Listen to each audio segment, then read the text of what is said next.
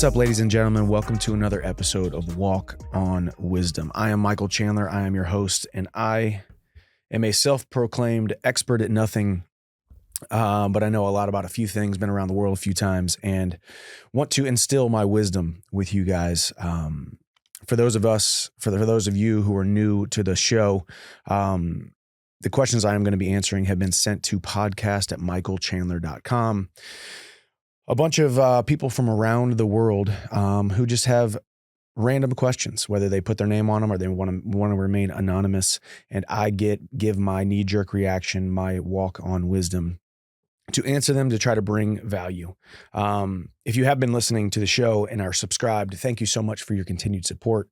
And let's dive right in and let's talk about what's going on. The first question comes from Justin. Morning, sir. First of all, thanks for doing this podcast. I am new to the podcast and I love it. My question is, what advice do you have for us during these unsettling times? No matter who you listen to, the right, the left, and all in between, they talk about how the end is coming and our United States will fall. How do you stay positive in these trying times? Thanks, Justin. Well, Justin, yeah, there is no doubt that right now, currently we are almost in September of 2024. We've got an election coming up here in 2 months. And so it is a political year. And we have constantly seen year after year bad things, some good things, some unrest, infighting. And it seems as though, even in your question, Justin, you said whether you listen to the right or the left, and we got a distinct two-party system.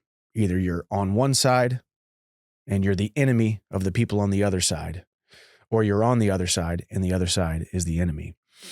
And I don't believe that was the way our forefathers planned it to be. We are a constitutional republic, democracy, and we have seen a lot of different things, from a presidential candidate going on trial and being convicted of felonies.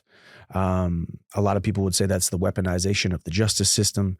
We see riots. We see Russia and Ukraine. We've got the stuff going on in Israel and Hamas and Gaza and all of that stuff around the world. Craziness happening all around the world, but especially right here in our great country of the United States. It is a very interesting year, and it's a very interesting time.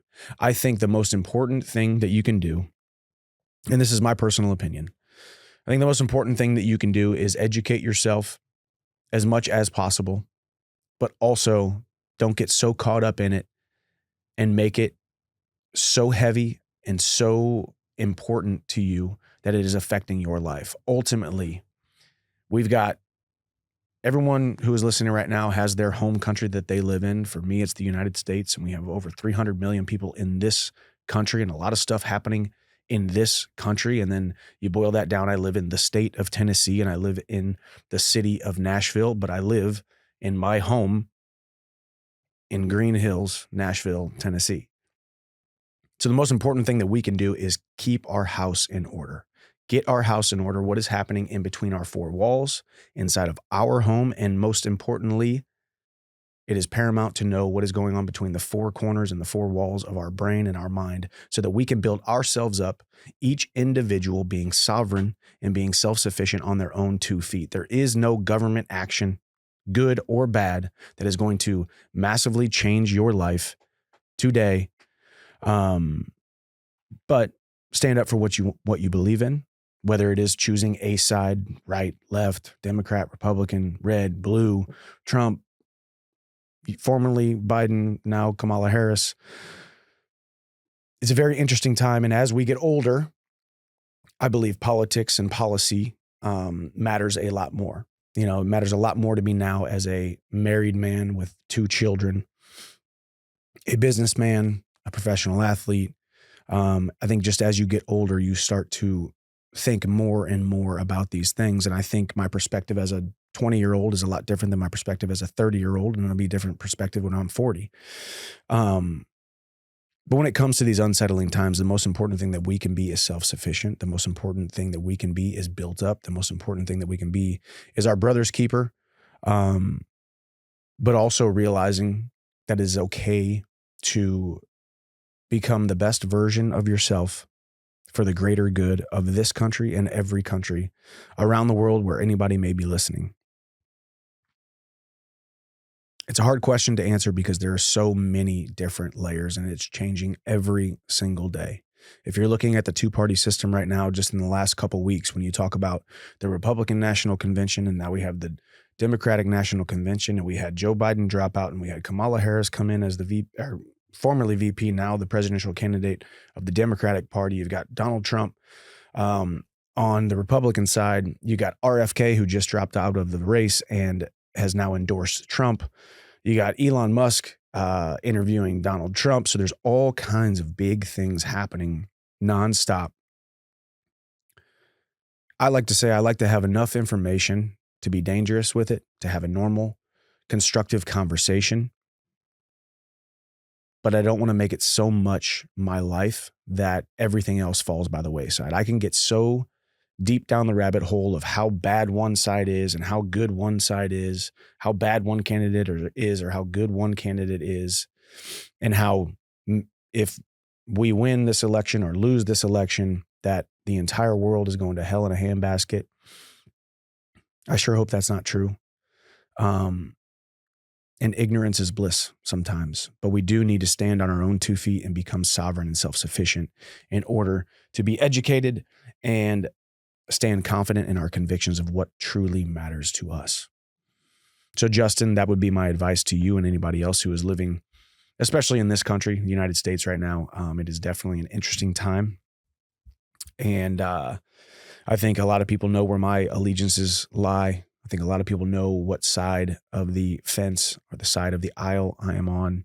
And I have my reasons. I have my beliefs, my values, my convictions. And I'm not very open about them. And I think just like we talk about sharing our faith, I share my faith as much as I feel comfortable with, for me to be able to sleep at night knowing I'm doing as much as I can, or as much as I feel led to talk about it. Same thing with politics. You can go 100% all in on politics, and I'm completely okay with that. That's your prerogative. That is your life. Or you could have 0% interest in politics and the ways of what is going to happen with the political election. And that is fine too. But educate yourself. Be open to hearing people's perspectives. But ultimately, be happy, healthy, and hard to kill. Be self-sufficient. Be built up. And if every single person in this country, the United States, would do that, then this country and this world will be a better place. Great question, Justin. Justin, especially now as we lead into this election here in the United States. Next question comes from Armin. Hello, Michael. Big fan. Little question here. So I fought my last kickboxing fight 2 months ago, and I lost that fight via decision. I didn't really put enough time into training, and I skipped a lot of training sessions. My record is 2-2. I feel as though I have let my friends down, my coaches down, and I feel embarrassed to go back to the gym and train. I also felt like I didn't do much in the fight. I could have done more, but I didn't win. What would your advice be for overcoming loss? Well, Armin, I don't know if you necessarily deserve to overcome the guilt that you feel for having this loss. If you are willing to admit right now that you know you didn't really put enough time into training, you know you skipped a lot of training sessions.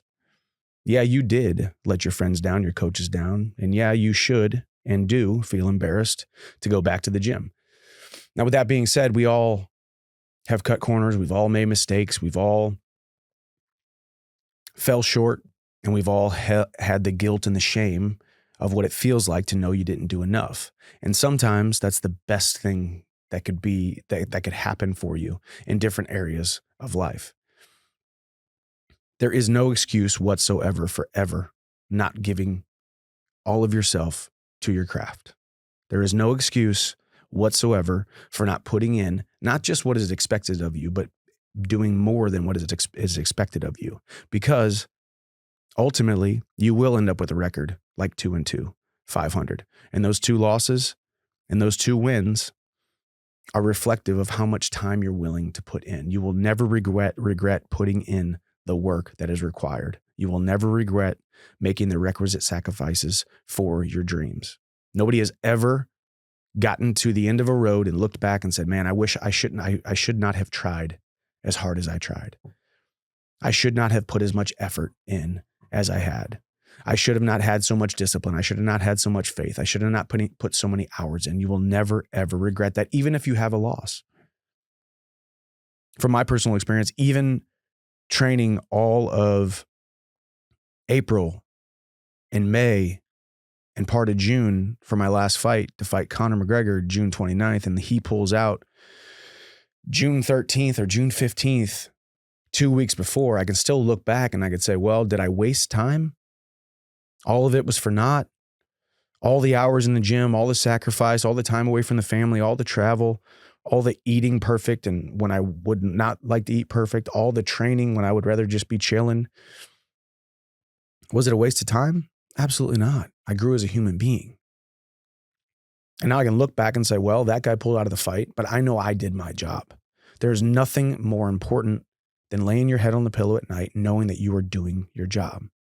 To give anything less than your best is to sacrifice the gifts that you have been given.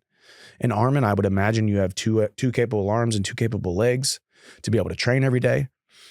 You have the abilities to be able to go out and put the time in. Showing up takes no effort, showing up takes no talent. Putting in the work takes no talent. Doing more than what is asked of you takes no talent. Showing up on time, staying late, doing the things that you need to do takes no talent whatsoever. It's not as though people are born with this crazy talent to show up on time and do the right things and be a man of good character and be a man of discipline and be a man of faith and be a man who does more than what is asked of him. It's a discipline and it's the standard that you have set for yourself. And quite frankly, young man, you don't deserve to be as successful as the visions in your mind are if you don't put the time in.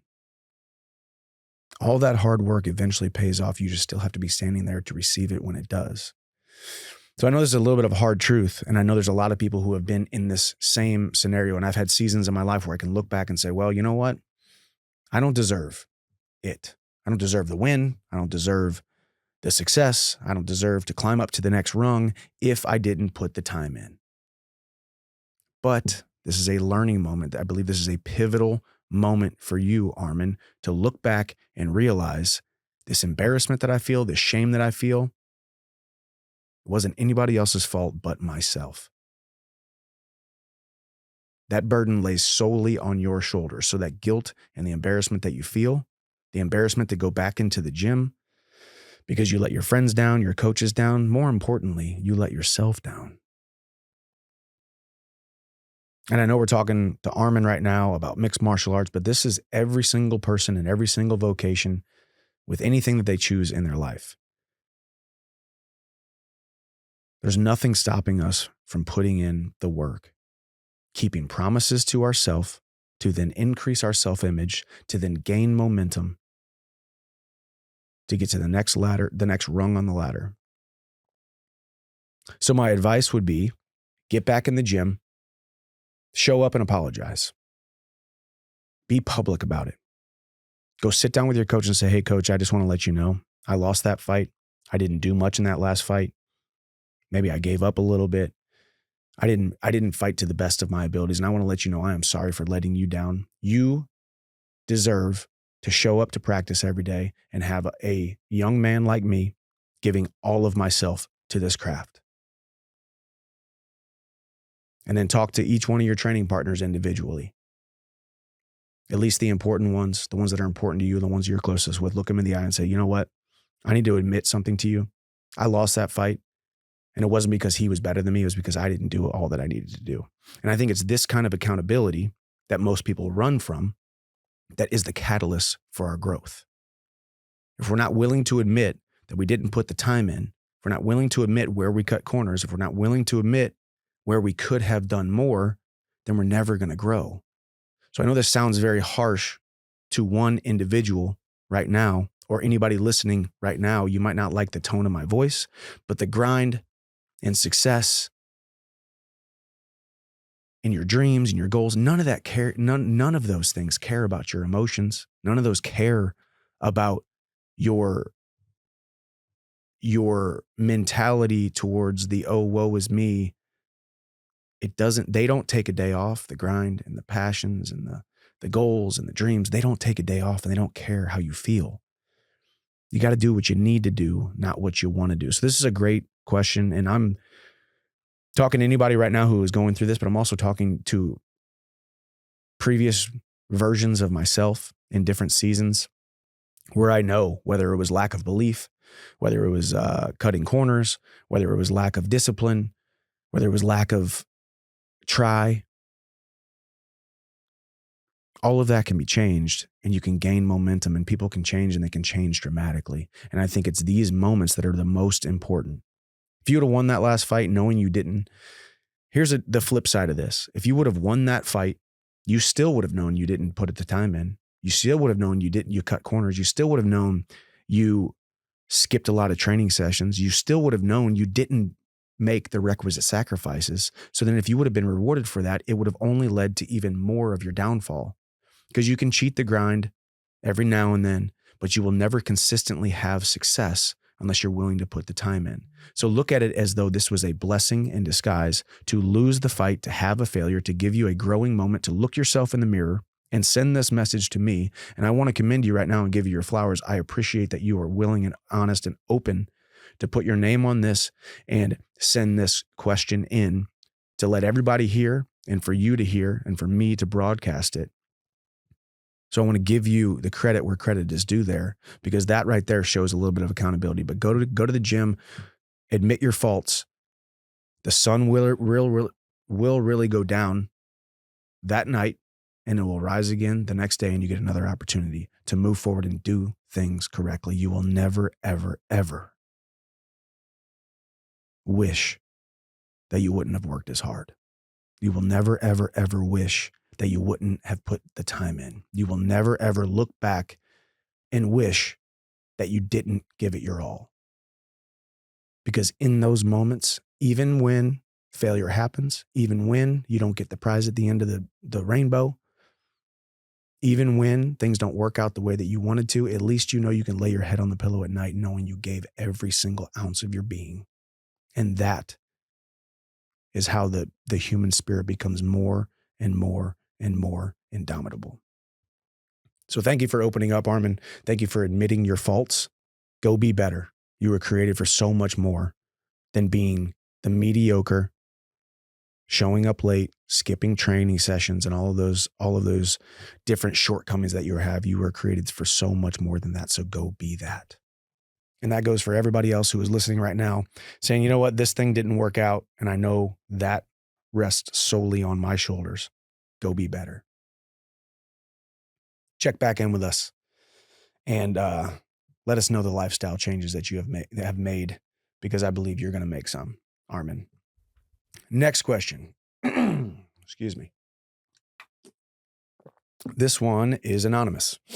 Hello, Michael. I'm a lieutenant in the Marine Corps, and after a 3-year-long training pipeline that has included graduating college and completing 3 different military schools, I am about to finally assume leadership of a unit of the Marines. I've taken great efforts over the last 3 years to build myself into the kind of man that would be an asset, not a liability, to those I am responsible for and leading. I wanted to ask if you could draw on your experiences, such as leading a team of fighters on tough, or simply being a father, to lend advice about how to do right by those you mentor. Thank you so much, and I look forward to meeting you one day. Respectfully, Anonymous. Well, number one, we don't know his or her name, but thank you so much for your commitment, leadership, and sacrifice to this great country of ours. And leadership, whether it's the Marines, whether it's mixed martial arts, whether it's your company that you work in, or whether it's your own life, whether it is your own company that you are in charge of, leadership all starts with leading from the front and leading by example. Some people lead with their words, some people lead with their actions, and some people are somewhere in between where they are able to use words and actions. And I believe as you gain more and more success, more and more experience, more and more accolades, you are in a position to share your words and share your wisdom more. But right away, as you start, you have to lead by example. Any leader who tells someone else to do something that they have not already shown them that they are willing to do is a recipe for lack of respect. We want our people underneath us, or the people that we lead, the people that we are mentoring, the people that we are above, so to speak. We want to gain the respect so that they believe in the words that you say and the things that you do, and they believe in the mission. And obviously in the Marine Corps, we are talking about the highest form of leadership. We're talking about our U.S. military. You know, when I was leading the guys on The Ultimate Fighter, I had the veterans, which I loved. I loved having the veterans because I believe the veterans had a little bit more salt. They had a little bit more that they wanted to prove, because these were guys who had previously failed, been cut from the UFC, and needed one more opportunity to get back. So I took it upon myself as a leader to not just say, hey, my name is on the back of your uniform. You know, it's a Team Chandler. It's my name that says it on ESPN, and Conor McGregor versus Michael Chandler, Ultimate Fighter 31. All the things forward facing was my name. All the things forward facing was I'm the leader. All the things forward facing, when I went up to Bristol, Connecticut twice to ESPN headquarters and promoted the show, and we were on ESPN for 12 weeks, and every single week they were promoting my name and promoting Team Chandler and promoting Team McGregor and Ultimate Fighter 31. It was all about me and my name and what I brought to the table. But inside of those training sessions, I was there to serve. Each one of my 8 guys was my number one priority every single day when I woke up. I woke up every single day in Las Vegas, Nevada for almost 6 weeks straight. I had my notebook right here. I had my red notebook, and I would write in it every single day what was going on, training sessions, thinking about all 8 of my guys, visualizing them in practice. Because they don't care what you know unless they know that you care. And my most important accomplishment during those 6 weeks was making those guys believe that I was there to serve them. And even though my name was on the back of the jersey, it was them that I was there to serve. They didn't care what I had accomplished. They didn't care what I stood to gain or lose. All they cared about was, hey, are you here with me? Are you going to go into battle with me? And once you get them to believe that you believe in them, that you love them, that you care about them, you care whether they win or lose, you care whether they show up or don't show up, you care how this experience is for them, then and only then will they give their all for you. And that's why I believe we had so much success. I don't believe we had success on The Ultimate Fighter 31 and we won the show and honestly dominated the show. We had 2 Team Chandler guys in the finals at 155 and 2 Team Chandler guys in the finals at 135.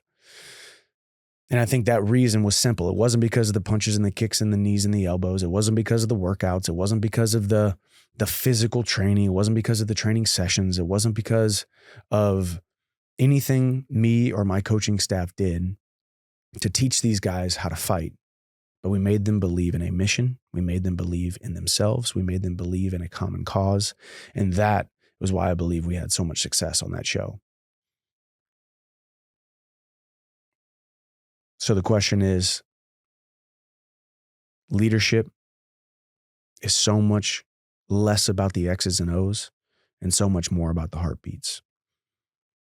Those guys probably don't remember one thing that I taught them on the show. They probably don't remember one thing about the training sessions. They probably don't remember one thing that me or my coaching staff was able to show them physically, but they remember how they felt. each and every training session. They remember how they felt each and every fight night. They remember how they felt each and every weight cut when I was there, sweating with them, toweling them off, ripping off their plastics and keeping them on in the sauna or keeping them on the treadmill. And it wasn't a forced iron fist type of do what I say. It was a, hey, buddy, I'm here with you. I love you. And we can do this together. Every single second, there's another second ticking off the clock. And we're going to get through this together. I am here with you. And it's the same thing with fatherhood. It's the same thing with being a husband. It's the same thing with leading your organization, leading from the front, doing what you were asking them to do and doing it with a smile on your face and telling them, and more importantly, showing them that you love them and you guys are in this together. So that's my mentality when it comes to leadership, my experience on The Ultimate Fighter, as a father,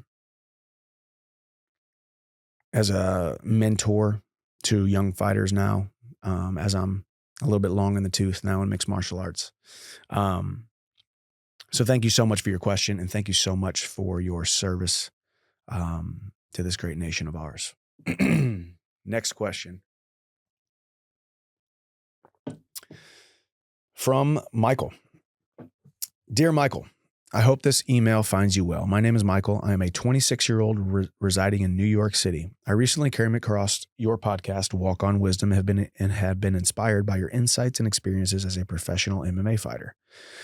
Today, I am reaching out to seek your guidance on a personal matter that has been weighing heavily on my mind. To provide some context, I graduated from college with a degree in business administration, specializing in accounting. While pursuing my studies, I also engaged in kickboxing as a means to stay active and relieve stress. However, after graduating, I shifted my focus towards weightlifting and put kickboxing on hold. The reason for my email today is a recent personal setback that has left me feeling disheartened and struggling to move forward. During my previous job, I had an unfortunate experience with a woman who was significantly older than me by over 10 years. She appeared to show me affection, love, and care during the course of our working relationship, but I later discovered that her intentions were solely focused on using me to complete her own tasks. This situation persisted for 2.5 years until I finally decided to quit my job and pursue my CPA studies. Strangely, once I made this decision, she began to distance herself and eventually blocked me across all communication channels. Although I sent her flowers in an attempt to salvage our connection, it became evident that my efforts were in vain. I find myself feeling let down, battling depression, and struggling to concentrate on my studies. In retrospect, I feel foolish for allowing myself to develop romantic feelings for her, and I am eager to regain my former self. With this in mind, I humbly seek your advice on how to move forward from this emotional turmoil and regain a sense of normalcy in my life. I yearn to let go of the past, forget the pain, and reclaim the confidence and self-assurance that I once possessed. Your insights and wisdom would be invaluable to me during this challenging period. Thank you again for your time and consideration. Warm regards, Michael. Well, Michael, it seems as though you were taken advantage of for somebody else's personal gain. And to make matters worse, there was a lot of emotional connection that mixed business, your job, with your emotions and pleasure and a relationship. We all know love is the highest of highs. That kind of love where you are just absolutely smitten over somebody. You visualize yourself years down the road with this person. You look past all the faults. All you see is the positives. All you see is the glowing, amazing features about the person. And then ultimately, a relationship ends, or in this case, not only did it end, but it also ended so abruptly whenever you made a change, and also the feeling of guilt and shame, embarrassment, mad at yourself, let down, because you started to see the writing on the wall that it wasn't as authentic as you thought it was. It wasn't as symbiotic, and the feelings weren't as mutual or reciprocating as they originally you originally thought they were, because as soon as you changed your course of action and changed your profession or moved on, so to speak, professionally, all of a sudden that quote unquote relationship, all of a sudden that connection wasn't just lost, it was completely gone forever and you were blocked completely. And I think one of the highest of highs, as I said, is that love, that smitten, that being in love, and that honeymoon phase, the feeling and the butterflies. And we've all had it, whether you had it in the past and that has never, or in that relationship no longer persists, or you ultimately ended up with the person that you felt this way about. We've all had that, and that's such a high. And on the contrary, one of the lowest of lows would be the realization and the writing on the wall that you feel like you have been used. You feel like that you were taken advantage of. You feel like you were, every word that was said, every act that was done wasn't done with the purest of intentions. It was only done for a means to another person's ends. And that's what this situation was. So my advice is,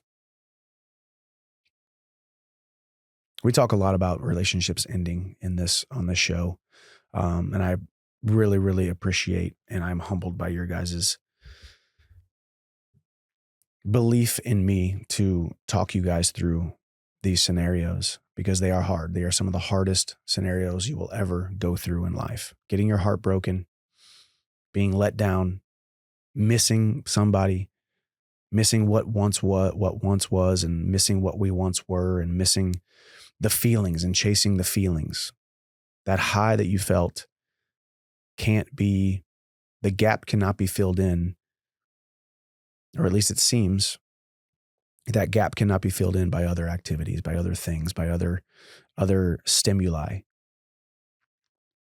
But the best thing that you can do, as I've said many times in other scenarios with these breakups, is how do you become the best version of yourself, become happiest, healthiest, and hardest to kill?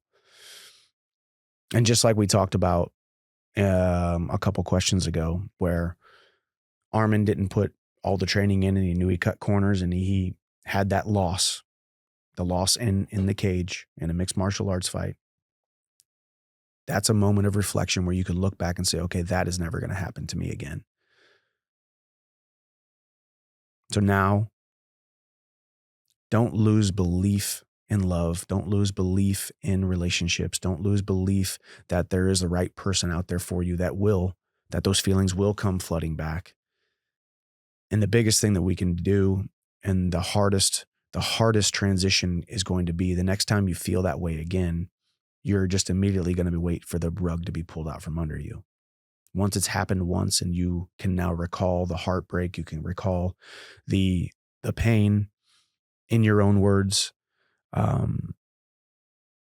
finding yourself let down and battling depression and struggling to concentrate on your studies, feeling foolish and eager to regain your former self. Take the things that you know make you happiest right now, whether it's getting back into kickboxing, whether it's lifting weights, whether it is spending time with people around you that you know love you and that you know make you better. Spending time during this healing process to become the best version of yourself. Do the things that you know make you happy and yield good results. Not the temporary highs of maybe the night out that was really fun, but then you feel like crap in the morning. Not the temporary high of making a quick buck or spending money that we call retail therapy, spending money on things that make you feel good and get the good juices flowing, only to have buyer's remorse and wish that your soul, not your bank account, your soul, not the material possessions, your soul, not the fleeting feelings of materialistic things or materialistic relationships. And as you build yourself up, become more confident, once again, happier, healthier, and hard to kill, standing confidently on your own 2 feet. Watch the right person walk into your life. And then, as I said too, staying on guard and realizing that just because this bad thing happened to you doesn't mean that it's going to happen again with every relationship.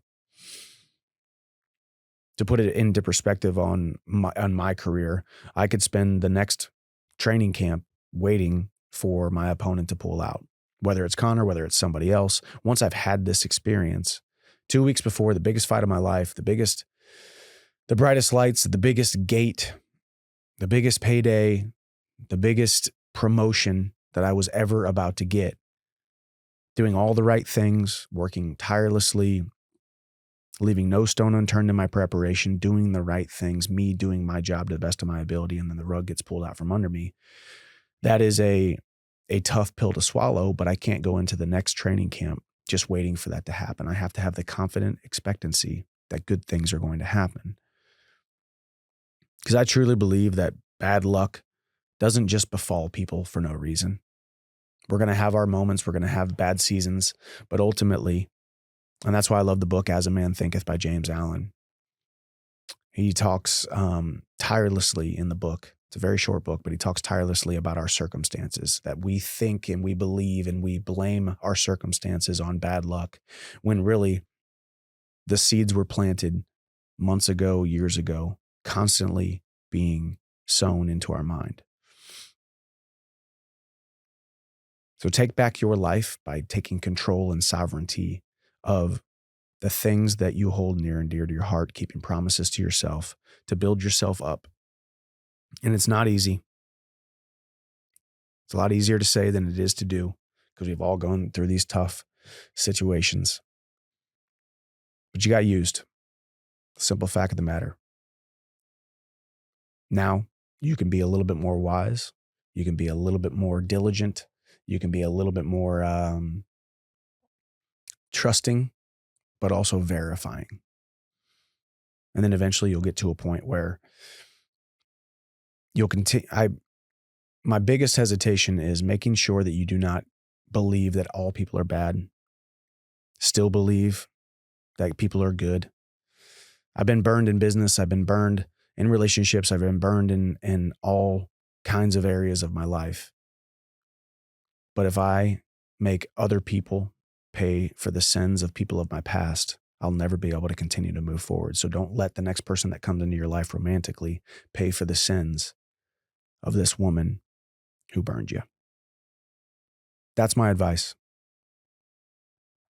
Tough scenario, but now you have a place to start from to look back and say, that's never going to happen to me again. So thank you for opening up, because I know that's a very tough thing to speak about. Next question comes from Luke Mann. Hey, Michael, I am a 22-year-old student from Norway. For many years, I used to solely look up to you due to your great MMA career. But after discovering your YouTube channel and learning more about your life outside the cage, I now get inspired from your business life, your intense workout regimen, and your speaking abilities. As a 22-year-old guy constantly trying to improve myself in a world of entrepreneurship, boxing, and public speaking, you are certainly one of my many inspiration sources due to how effing hard you work. Today, I have 2 questions for you. What's the best advice to a young man living in a world of constant distraction? Today, I think I can speak for a lot of young men when I say that our social media feeds are filled with addictive nonsense and lots and lots of soft and hard porn. Even though I try my best to be as focused as possible on my hobbies, business, and self-improvement, I must admit I fall into the satanic traps. Is the solution to keep myself as occupied with pious and productive things as possible? Second question, what are your thoughts on today's world of dating? I am sure you have heard anecdotes from your younger single male friends on how effed up the dating scene is nowadays, with dating apps, insane demands from young women, and so on. How did you meet your wife, and do you have any advice on how a young man can find a woman who hasn't gotten her brain fried from dating apps and who is not matching and chatting with 1,000 men simultaneously? It seems nowadays that even the most quote-unquote innocent women are on these apps, getting their expectations and standards messed up. I might give up dating for the next few years and go hard on self-improvement if I don't find a solution. See you at the top after beating Connor. Huge fan. Thanks, Luke Mann. Well, thank you so much for the kind words and good questions. Great questions. So the first question is, what is your advice to a young man living in a world of distraction? And that's very, very simple. It is very, very, very simple. This phone that is sitting in front of me that I'm reading these questions off of, the phone that is in your pocket right now, or the phone that is sitting on your car, on your dashboard, wherever it is, these phones can be the most productive, the most money making, the most fulfilling things on the planet. And they can also be your greatest foothold. They can also be your greatest distraction, and they could absolutely ruin your life. So it's all about personal responsibility and personal accountability, and why and how we use our phones, how and why we use social media, how and why we use technology. Every single one of us is using technology. Every single one of us needs technology, whether it be for our business, whether it be for our personal life, whether it be for our relationships. I love the connectedness that our phones give us, that our computers give us, that our, even this podcast right now, even this show, me being able to get to connect with you guys.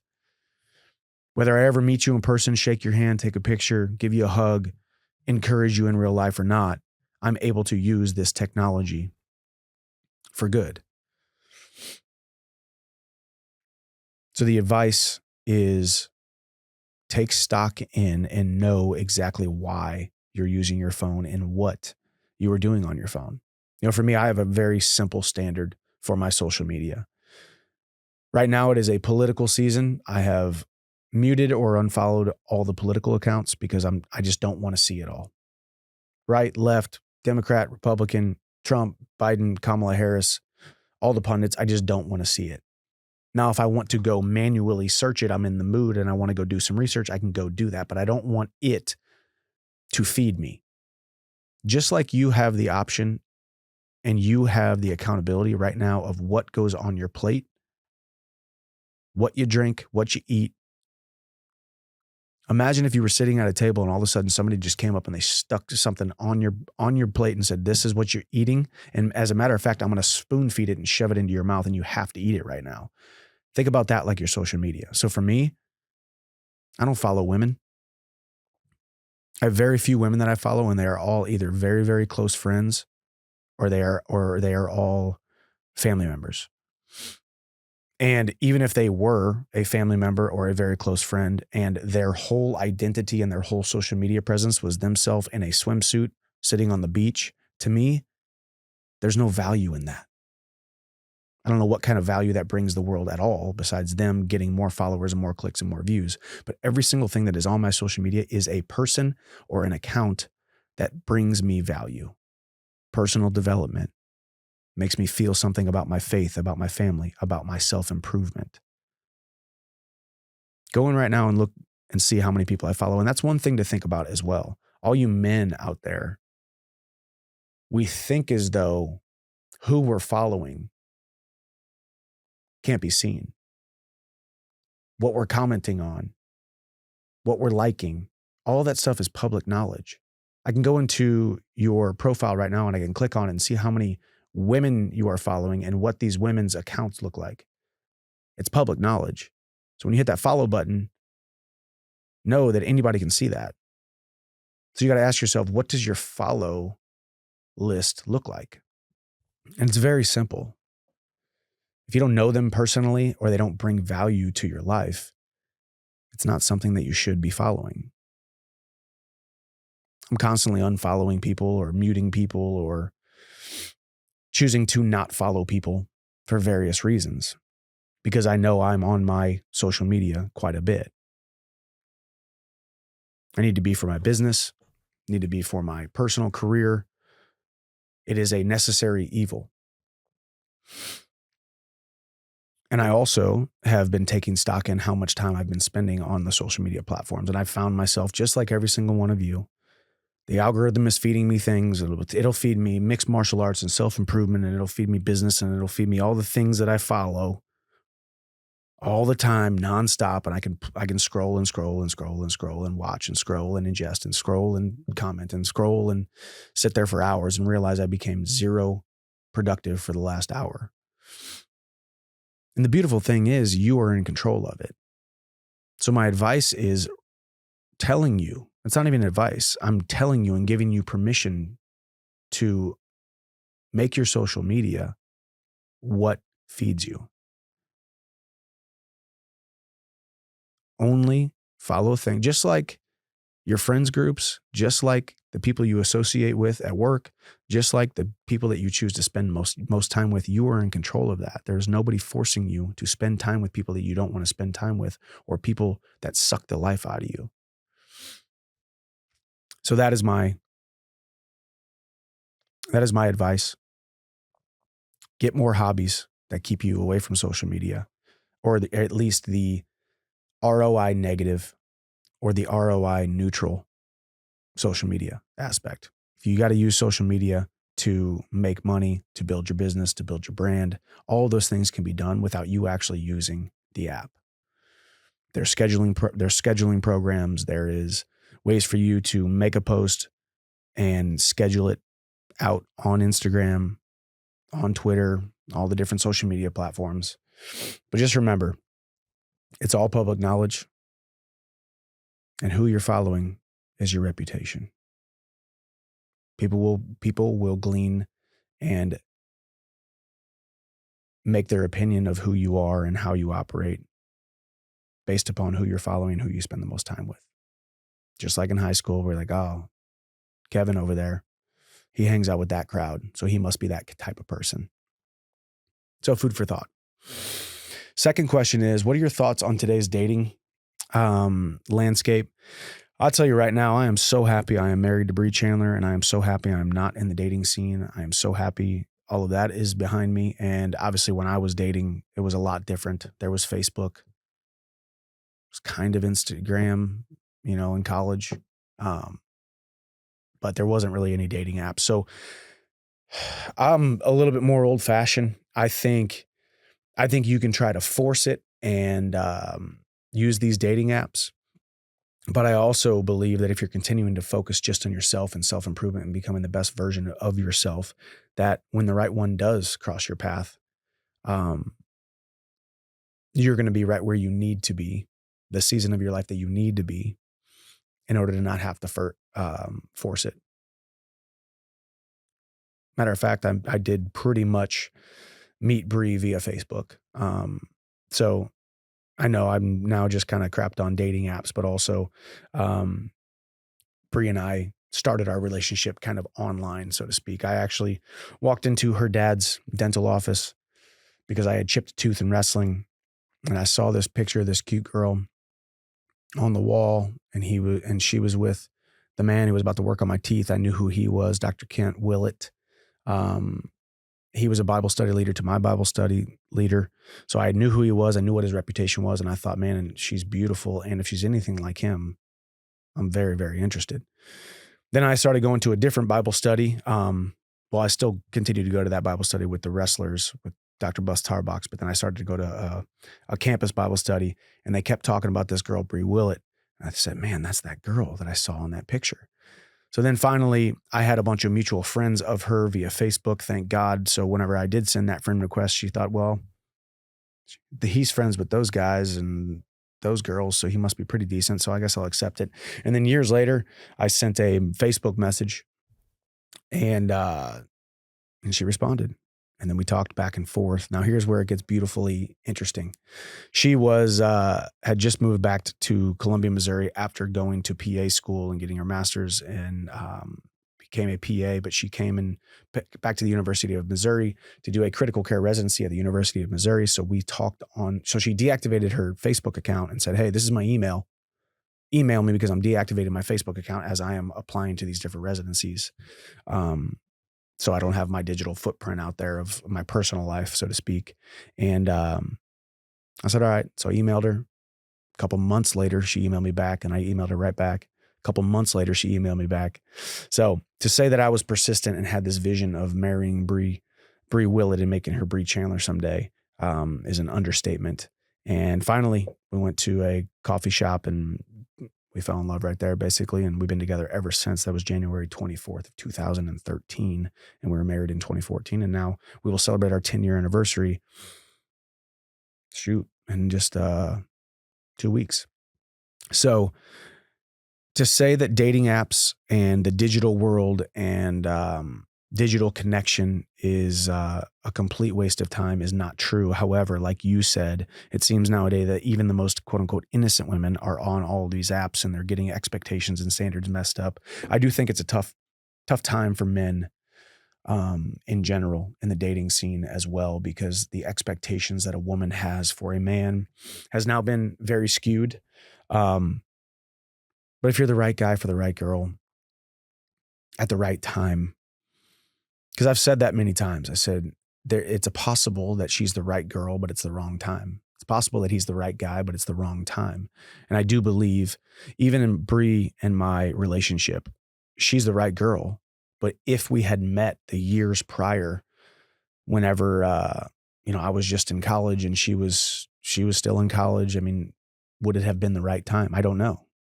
I sure did have a lot of growth that I was able to go through. She had a lot of independent growth that she was going through. And then we met at the right time. She was the right girl, but it probably would have been the wrong time years prior. And I probably would have been so focused on wrestling or so focused on mixed martial arts, so focused on building my career that I would not have given her the time that she needed. Then when I had already won a world title and I was an established mixed martial artist, and she had already basically almost finished residency and started working in the ER. So building yourself up. And I can't really give much information on the dating apps and the dating scene because I don't really know much about it. But also being a man who met his wife essentially because of Facebook and online, I definitely cannot knock it. Being the best version of yourself, and maybe you run into her in real life, maybe you meet her on a dating app. The right one will come. Just try not to force it. Great questions. Next one comes from Ben. This will be our last question. Hello, Michael. Ben here. Thanks for the great advice you always provide us. Also, congrats on your tequila business and can't wait for you to get back in the octagon. My question for you is, how do you keep on staying consistent with your mindset and lifestyle? I have a tendency of being consistent and I hit a bump and fall off. I will start again and keep climbing back up. The problem is every time I have to start from the beginning, and it really frustrates me. I struggle to improve after hitting my highest point, not just in training, but I experience this in my work and lifestyle as well. Hope this question makes sense. God bless. See you at the top. Well, Ben, sounds to me like you're human. Sounds to me like you're a human being. I believe, the word motivation, I use it all the time, right? I get on this microphone and I'm like, I'm here to motivate and inspire people, right? But motivation goes up and down and up and down. Motivation is so much more tied to emotions than we care to admit. It's about the standards that you set for yourself. Start thinking about the word standards instead of motivation. Start thinking about consistency and standards and holding the standards instead of motivation, because the motivation is going to go up and down. And here, I'm here today to tell you guys, I know most of you guys will sit back having never met me or we're not friends and you don't see me in everyday life. You see my social media, you see the work ethic, you see the workouts we're doing, you see the business stuff we're doing. You see how I've built my life, but man, I have my days. I have a lot more days than you guys think. I'm juggling so many different things, all the pressures that my lifestyle comes with of being in the public eye, being on a platform, having a wife and 2 kids, having multiple businesses, having big boy problems, having adult problems, and I don't handle them as well as a lot of you guys would think. But what I have gotten really good at is setting standards for myself. But when I don't hit my standards or I don't feel motivated or I have a bad day or I have a setback, showing myself the grace, realizing that life is a marathon. Self-improvement is a marathon. Becoming your best self is a marathon. And just like most of these questions that we've answered today, people are going through things. They're having setbacks. They're having breakups. They're having realizations that they didn't put the work in. They have self-image problems. They have downfalls of their character or downfalls of their work ethic or downfalls of their human, because they are human and all of us are prone to wander. We're going to have days that we're not feeling like ourselves. We're going to have days where we just have an off day, an off night, an off performance. But showing yourself the grace, realizing that you're just a human being trying the best that you can. If there's no deep-seated shame and guilt and wishing that you were better because you don't have things that you know you need to fix, character issues, being dishonest, not afraid to screw people over, not afraid to show up late, not afraid to not do your job, not afraid to hurt people's feelings. Those are things that just can't be fixed, or you can't expect good things to happen if you have those types of issues in your life. I haven't talked about this on this episode yet, so Ben, don't take this personally like I'm speaking to you. But as an overarching theme, I don't truly believe that we can find the type of success in our life that we are supposed to accomplish or get to a place where we are supposed to be if we have those types of character issues. But Ben, showing yourself the grace. I'm sitting here looking at your question and glancing over it and trying to pull words and sentences from it. But as you wrote here, staying consistent with your mindset and lifestyle, then you have a consistent or tendency of being consistent, and then you hit a bump and fall off. We all fall off. It's not, the road to success is not just a straight, constant, straight line going up to where we're supposed to be. It's up and down and up and down and up and down and up and down. The road to success is more like stairs. If you can picture stairs in your mind, don't close your eyes if you're driving right now, but close your eyes and see a set of stairs where it's up and then a little bit of a plateau and then up, then a little bit of a plateau, maybe a little bit down, then back up. And in those downs and in those plateaus, showing yourself the grace to know that you are a work in progress. Every single one of us is a constant work in progress. You say every time I start from every time that you fall off, the problem is you have to start from the beginning, and it really frustrates you. And I would challenge you there, if you're continuing to improve and say you feel like you're really firing on all cylinders, you're becoming better every single day, you're working on your weaknesses, you are gaining strength in your great areas. When you do fall off, are you really starting back at the beginning? You're not. I think it's a perception issue that you have, a perception issue of that you are starting back at the beginning. You're not starting back at the beginning. That's like me saying every time I lose a fight, I have to start back to the beginning and go back to the way I trained 15 years ago. I've gotten better. Yeah, I had a setback. Yeah, I had a loss. Yeah, I had a failure.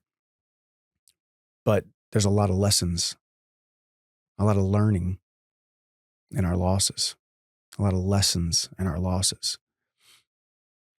There's a lot of wisdom in our setbacks.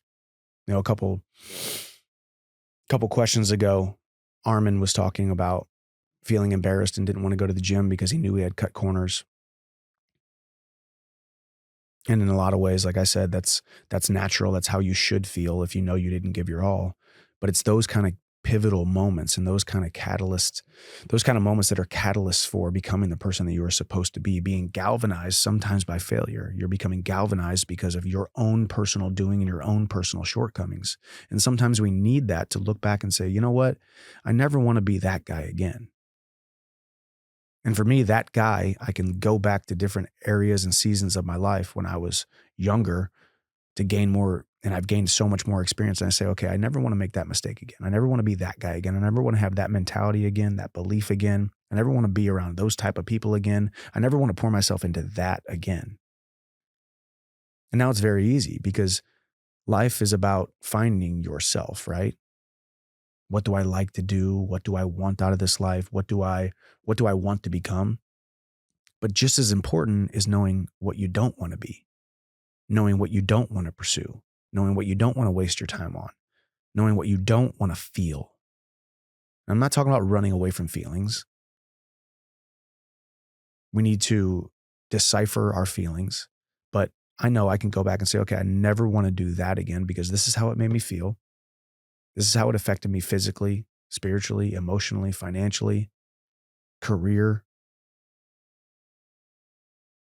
I never want to do that again.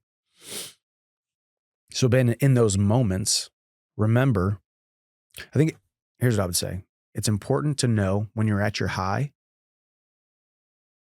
to look back at the Ben that you were in the low, in your lowest moment. Man, I really screwed it up this time. I really messed up. I haven't done the things, I haven't held my standards for this many weeks, this many days, and this is how I feel. Remember that crappy feeling. It's like the guy years from now that I use in my mind, and I can see him, and I see that guy almost every single day. I'm standing in an arena, in a locker room, in the bathroom of a locker room, in an arena somewhere.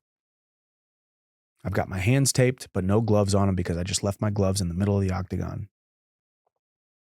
The Michael Chandler who just retired in this season of mixed martial arts, being on this great platform, fighting in the UFC, being a world-ranked fighter, that season is now over. So I use him as my motivation, knowing that this is going to end. That's my motivation. My motivation for today and working hard today and keeping my standards today is seeing that guy and knowing that I want that guy to be so spent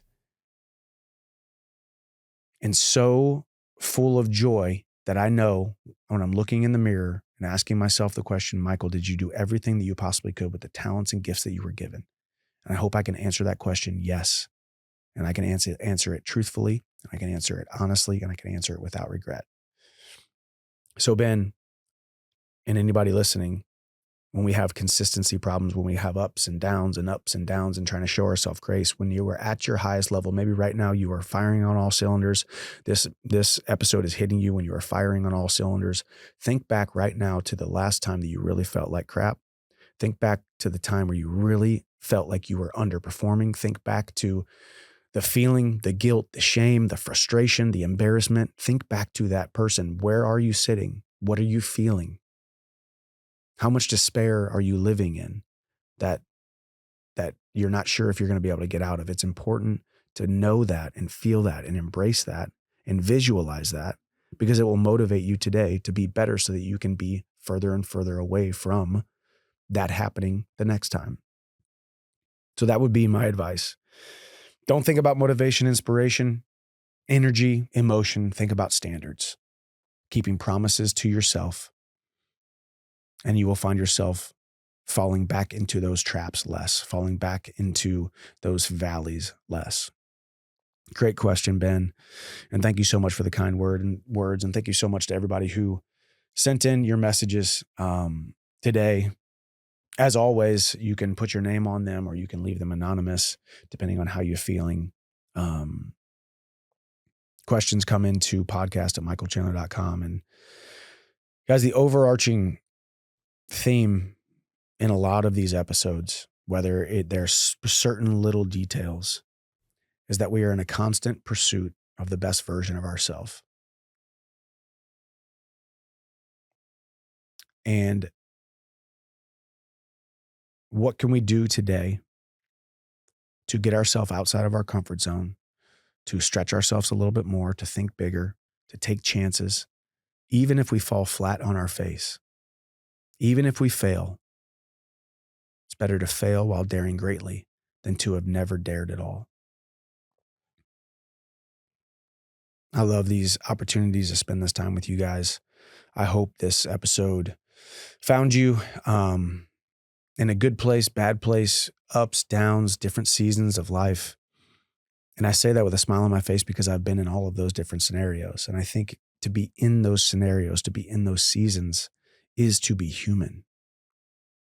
There is no beauty and bliss of the successes and the beauty and the bliss of being on top of the mountaintops if we don't know what it feels like to be down in the valleys, if we don't know what it feels like to feel the pain and the anguish and the shame and the guilt and the embarrassment.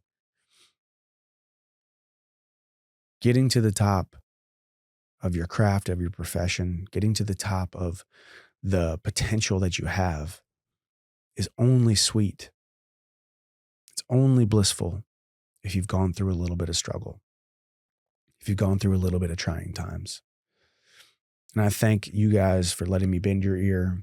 Speaking of getting to the top, that's what I always talk about, with see you at the top. It's not about me getting to the top. It's the see you part that is the most important to me.